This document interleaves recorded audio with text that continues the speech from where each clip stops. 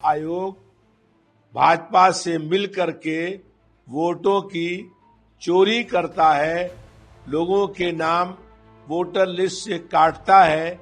इसके लिए चुनाव आयोग को निष्पक्ष आयोग पर गंभीर आरोप लगे हैं कि ऑनलाइन के माध्यम से सॉफ्टवेयर से बड़ी संख्या में वोटर लिस्ट में मतदाताओं के नाम काटे जा रहे हैं।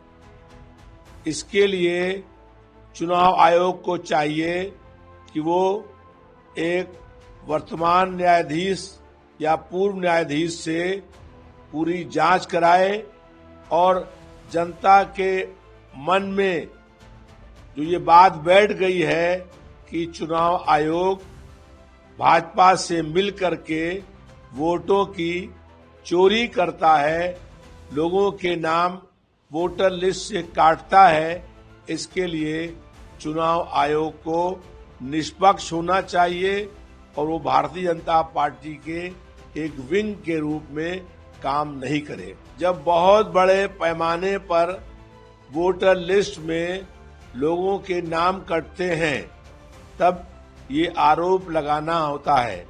बिहार में 65 लाख लोगों के नाम एक साथ वोटर लिस्ट से काट दिए गए। इससे स्पष्ट है कि ऑनलाइन किसी सॉफ्टवेयर के माध्यम से ही ये 65 लाख नाम एक साथ काटे गए होंगे।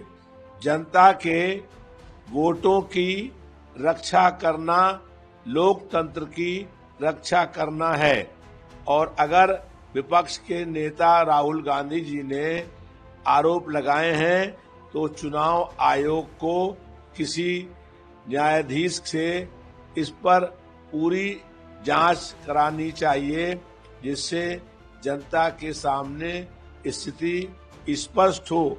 आज जनता का ये मानना है कि चुनाव आयोग बड़े पैमाने पर भारतीय जनता पार्टी के लिए वोटों की चोरी करवाता है और बड़े पैमाने पर वोटों के नाम काटने का काम करता है। चुनाव आयोग को निष्पक्ष होना चाहिए, किसी भी राजनीतिक पार्टी का एक विंग हो करके काम नहीं करना चाहिए। बरेली में एक फिल्म अभिनेत्री के घर पर बदमाशों ने हमला किया और वो जो बदमाश थे उसको एसटीएफ ने ढेर कर दिया।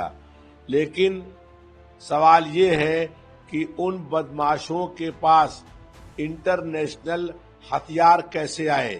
इस बात की जांच होनी चाहिए कि अपराधियों के पास इंटरनेशनल हथियार किसने सप्लाई किए और वो इंटरनेशनल हथियार इस देश में कैसे आए।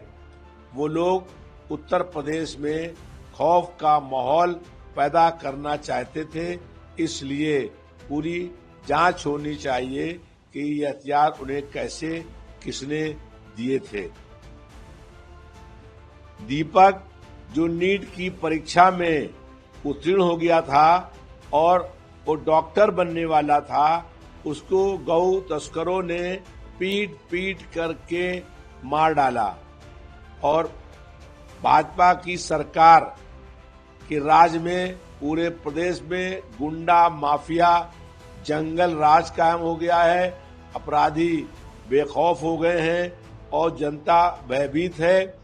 जिन गौ तस्करों ने दीपक की हत्या करी है वो सभी गौ तस्करों के खिलाफ कड़ी से कड़ी कार्रवाई होनी चाहिए और इस तरह की घटनाएं न हों, इसके लिए कड़ी से कड़ी कार्रवाई होनी चाहिए।